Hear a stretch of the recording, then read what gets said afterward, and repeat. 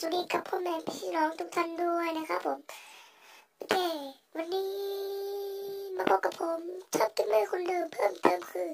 ยูในแมปแหกคุกนั่นเองเพิ่งไปโหลดมากันเลยนะครับผมโอ้โหโอเคนี่เราจะมาเล่นแบบแหกคุกเล่นแค่ภาคเดียวพอนะครับโอเคเล่นหลายภาคอาจจะมีคนไม่แน่นะครับอาจจะเล่นหลายภาคอยู่ถ้าโหลดได้นะครับโอเคตอนนี้โทรศัพท์ผมเริ่มมีปัญหาโอเคเราไปเล่นกันเลยโอเคอาจจะได้ยินเสียงผมแปลกๆหน่อยไม่สบายนะครับโอเคติดวัดจากน้องมาอะไรเนี่ยไหน no no no no no no no no no no ทุกบล็อกเหรอผมอ่านไม่ออกว่ะอ่านไม่ออก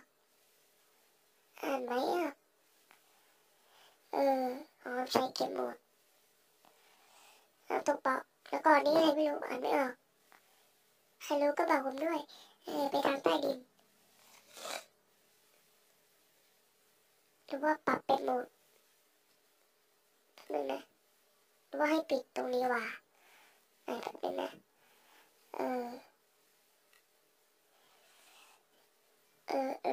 น่าจะให้ปิดนะครับผมก็ไม่รู้เหมือนกันผมก็อ่านไม่ออกโอเคตรงนี้ผมนอนแล้วนะครับโอเคเขาให้เตียงมาให้เรา1 เตียงมีอะไรบ้างดูกันเลยก็ไม่มีอะไรนะก็มีเลเวลอยู่2,000ให้กูอะไรเยอะแยะวะ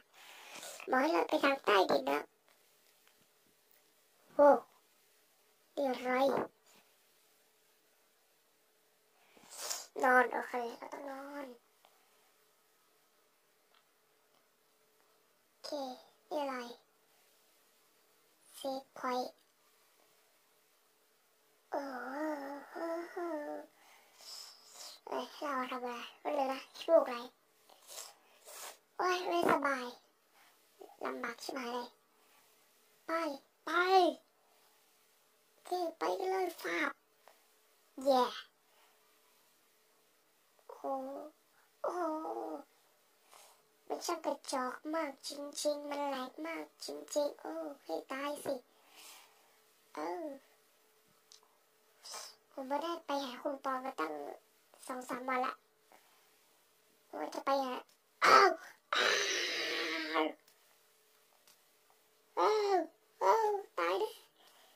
ตายแน่นอนไม่เห็นทางไปทางไหนเนี่ยแล้วทางไหนวะน่าจะทางนี้โอเค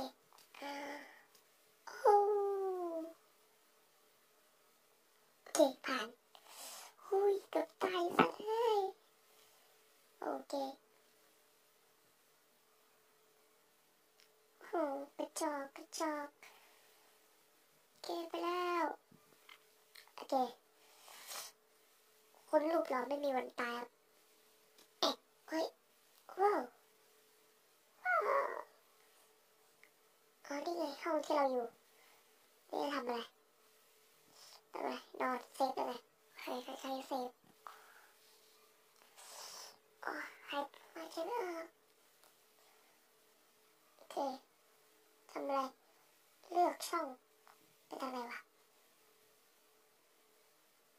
เราไปทางนี้ไปไม่ได้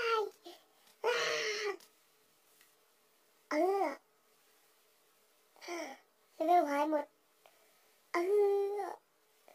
ไม่จริงนี่อะไรขุดใส่เข้าไปเราจะไปทางไหนดีไปทางนี้แล้วกันโอเคโอ้โหนี่อะไรดูอะไรต้องไปทางอื่นอีกทางใช้ไม่ได้นี่คืออะไรเตียงกูก็หายไปไหนไม่รู้แล้วฝนตกด้วยโอเคเราไปกันเลยใครเราขุดเตียงมาด้วยเลยใครอยากได้แบบนี้ผมจะทิ้งลิงก์ไว้ให้เขาให้เราขุดทรายเข้าไปโอเค เราต้องขุดให้สวยงามนะโอเคเราจะเล่นแบบเซียนเราจะไม่โอ้โอ้โอ้โอ้โอ้โอ้โอ้เกือบตายแล้วพระเจ้าช่วยแมวทอดคิดมันเล่นยากกว่าที่คิดเนี่ยมับเฮ้ย ABC ทำอะไร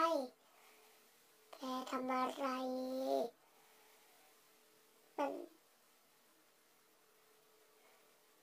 ทีนี้รู้สึกว่ามันไม่แหลกว่ะโอเคเย่เฮ้ยตรงนี้นะจะอันตรายชีวิตโอเคนี่อะไร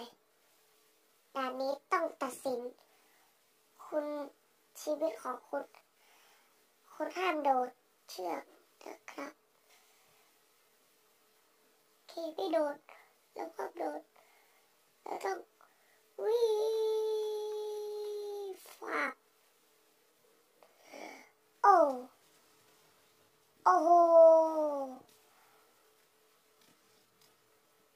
อะไรวะเกิดอะไรขึ้นโอ้โหถึงกับชีวิตที่ต้องจบสิ้นไปเลย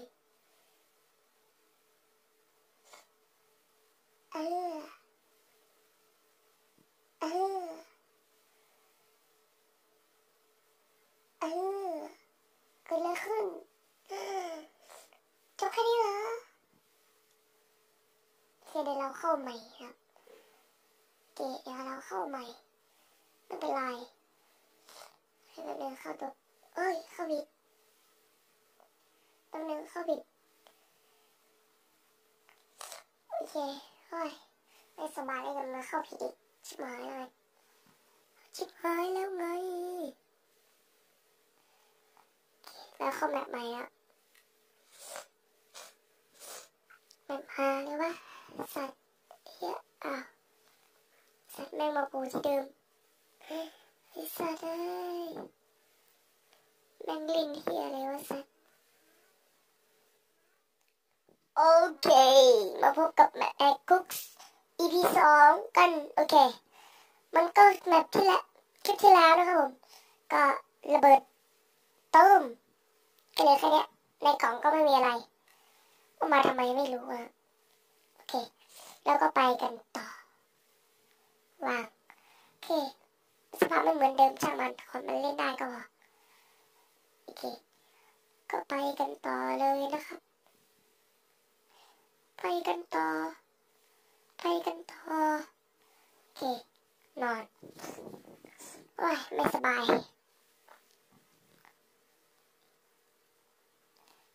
ยังไม่หายครับผมอัดคลิปต่อจากคลิปที่แล้วเลยเนี่ยไม่ละว่าตรงนั้นก็คือจุดเกิดของเรานั่นเองใช่หรือเปล่าวะน่าจะใช่นะมับโอเคเราขึ้นไปตรงนี้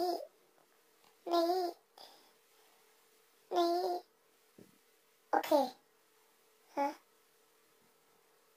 ดูว่ามันจบแค่นี้จำโอเคอาจจะมีเสียงรบกวนอะไรเป็นบางอย่างนะครับผมโอเคไปเลยนี่ก็มีลงไปโอเค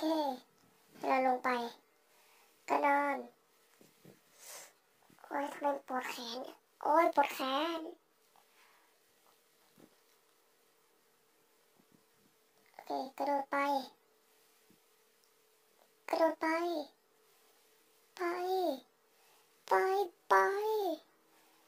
มามีเรือโอเคใช้เรือขี่ไป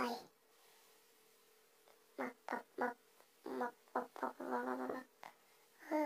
ยแฟบโอเค เคมาแค่นี้ตั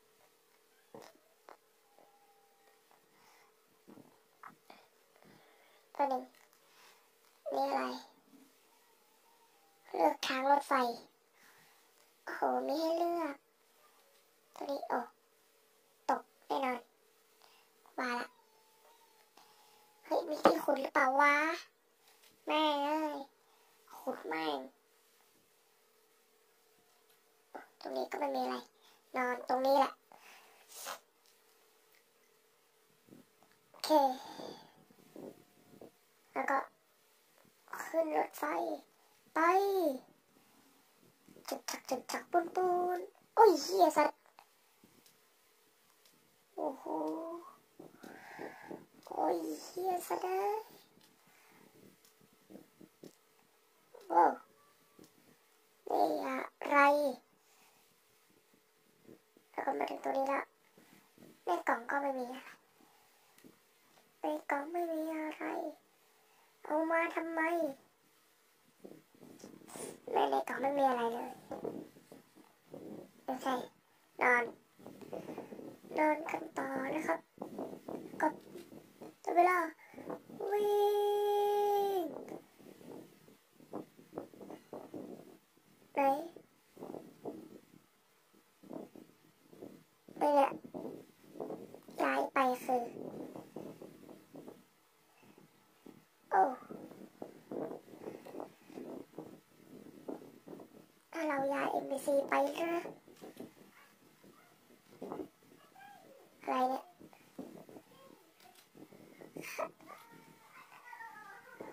ฮัลโหล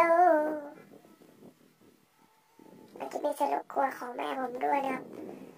แล้วเดี๋ยวโอ้อะไรให้มันได้ทำอะไร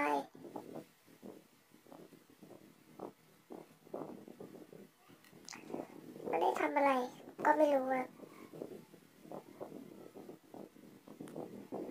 เราย้ายกล่องนี้ไปเลยใช่หรือเปล่าวะก็ไม่รู้ครับโอ้ตกหมดว่าระวางกล่องไปมาโอเคก็แค่นี้เอาไปเลยเอาแค่นี้แหละไปละวางรถไฟไปโอ้ไปเลย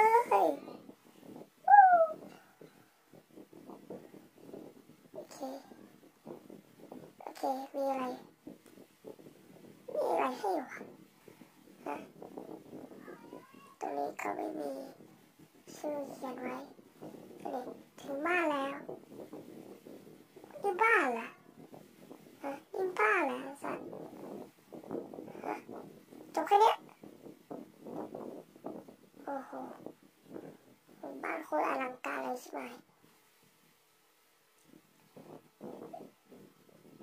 สัตว์บ้านที่นี่มีไว้ทำอะไรวะโอ้โหมันลงทุนเลยใช่ไหมเนี่ยโอเคงั้นคลิปนี้ก็ขอจบคลิปไว้เท่านี้ถ้าใครอยากได้ผมก็จะทิ้งลิงก์ไว้ให้นะโอเคใครชอบอย่าลืมกดไลค์ชอบมากๆอย่าลืมกดซับนะสำหรับคลิปนี้ก็ขอบคุณครับสวัสดีครับบ๊ายบาย